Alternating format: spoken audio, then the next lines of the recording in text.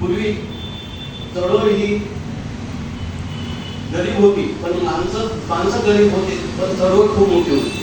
एखादा साधा कार्यक्रम म्हटला तर लोक बहुसंख्येने यायचे. आता लोकांचे फोटो भरलेले आहेत, आपापल्या घरी सुखात राहतात, फक्त नको त्या गोष्टीमध्ये राहणार. इन्क्रीमेंट कसं मिळेल, माझे 2 लाख झाले तर 3रा लाख आता घेणार आहो वगैरे वगैरे, ह्या चिंतन गोष्टीच असतात.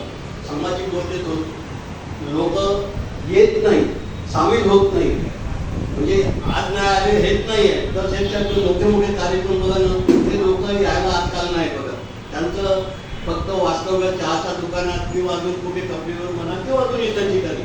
खरं म्हणजे सामाजिक धार्मिक कार्यात म्हणजे लोकांनी यायला पाहिजे. का येत नाही हा एक मोठा गहन प्रश्न आहे. मला तरी वाटते लोकांची पोटं भरली आहे, लोकांकडे खूप पैसा गोळा झाला आहे. त्यांना लोकांना असं वाटतं का काय करायचं, मला माहीत आहे सगळं. पण तुम्ही जे श्रीमंत झाले हे कोणाच्यामुळे झाले हे त्यांना माहीत नाही. लोक भांडले, चाळीतले लोक भांडले की यांना नोकऱ्या मिळावा, राखीव जागा मिळावा म्हणून तुम्हाला नोकरी आहे. असे आपोआप तुम्हाला नोकऱ्या मिळालेल्या नाही आहे. आणि ते भानगड केल्यात, आपल्या पुढाऱ्यांनी पण भानगड केल्यात, सत्याग्रह केले आणि त्यांना साथ कोणी दिली तर गट होत.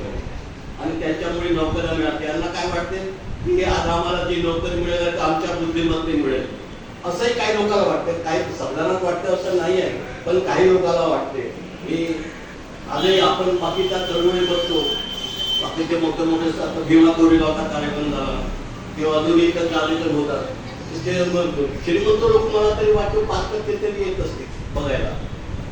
आणि 95% बिचारे 40 लोक बसेस करून वगैरे जातात. आपल्या कल्याणाला एक लेणी आहे, कल्याणची लेणीच आपल्याला माहित नाही कुठे आहे. खरं म्हणजे धार्मिक लोक आता बघायला पाहिजे काय करायचं, आता काय झालं, काय करायचं.